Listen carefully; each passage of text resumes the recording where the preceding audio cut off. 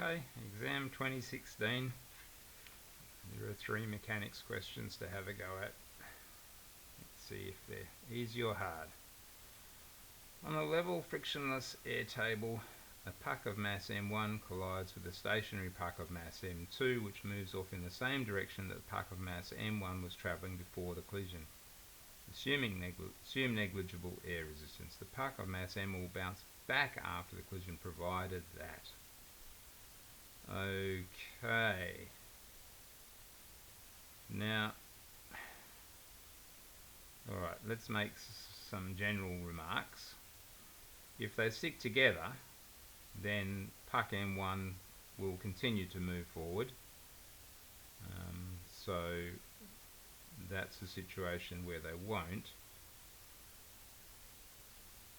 Yeah, okay, so let's look at conditions in which it will move backwards. Okay. M1 is less than M2 and the collision is elastic. That seems sort of reasonable to me. Okay, M1 is greater than M2 and kinetic energy is conserved. That's another way of saying it's elastic. This one I can cross out. Why? Well, let's say that puck 1 weighs 100 kilograms and puck 2 weighs 1/10 of a gram. Then even in an elastic collision, this is just going to keep moving forward. It won't rebound backwards. The sum of external forces is 0. No, this does not tell me anything. The mass 1 is less than mass 2 and linear momentum is conserved. No, that doesn't tell me. Why? Again, as I said, if I have a collision where they stick together, it doesn't matter what M1 and M2 are, M1 will not be rebounding backwards. The puck of mass M1 has sufficiently large initial velocity. No, won't work. If M1 weighs a gram and M2 is 1,000 kilograms, then M1 will always bounce back no matter how fast it goes. Okay, so is that true? I don't know, but I know all the others are false, so I'll say it's true. Right. Question 2. A solid uniform ball of mass m and radius r is placed on a smooth slope at an angle theta to the horizontal. Okay. There it is. The coefficient of friction between the ball and the slope are μs static and μk kinetic. The ball will roll without slipping provided that. Okay. Now look, I'm going to try and cheat and get there without actually doing any work. First of all, this is all about static. Why is it about static? Because when something rolls without slipping, it's static friction. Okay, so I'm going to just go and cross out everything that has kinetic in it. Now,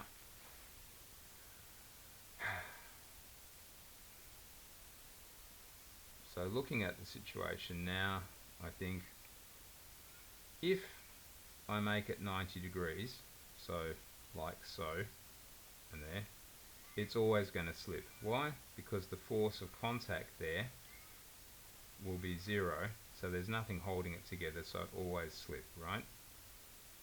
So therefore, for it to actually roll when it gets near to 90 degrees, I need μs to be very, very big. Okay? Now the only one that makes μs very big at 90 degrees is tan theta. Okay? So therefore I'm going with that, because that makes sense to me. μs is greater than sine theta.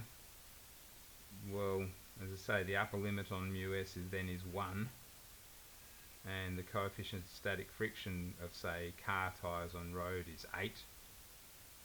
So just saying it's got to be bigger than 1, saying it's got to be bigger than cos theta is just stupid, because at 90 degrees it's saying it has to be bigger than 0. So, you know, that's the only one that makes sense. I'll go with that. A bicycle is upturned so that the wheels are free to rotate. The front wheel with a radius of 0.4 meters and a moment of inertia. That is set spinning at 5 revolutions per second.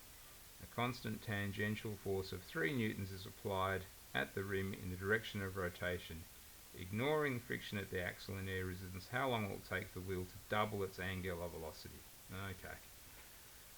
Alright, so the frequency is equal to 5 revolutions per second, which means the angular velocity is equal to 2 pi times the frequency, because there's 2 pi radians in each rotation. So that's 2 pi times 5. Yeah, that button. 2 times pi times 5.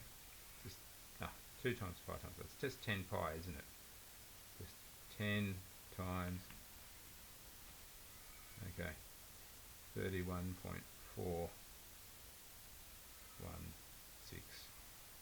radians per second. Okay, easy peasy. So now, so we need to increase the angular velocity by that much. Now, you know you got V equals U plus AT. So similarly we have omega equals omega naught plus alpha t, and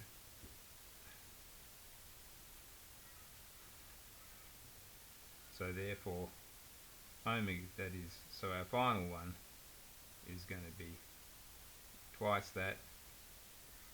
There's our initial one, omega naught, and so we need alpha times t must be equal to 31.416 radians per second, and therefore t is equal to 31.416 over alpha. What's alpha? Well, we've got torque equals I alpha, so therefore alpha equals torque over I, and torque is force times distance, so that's 3 times 0.4, 0.4 being the distance from the axis of rotation to where the force is applied, and the I is 0.08. They tell us, so therefore we do the calculation. We do, so clear, 3, oh, no, 3 times 0.4 divide 0.08 equals 15. So alpha is 15 radians per second squared, and t equals 31.416 divide alpha 15 equals 2.09 seconds. 2.1 seconds. Okay, just quick check that that's all the mechanics questions. Easy.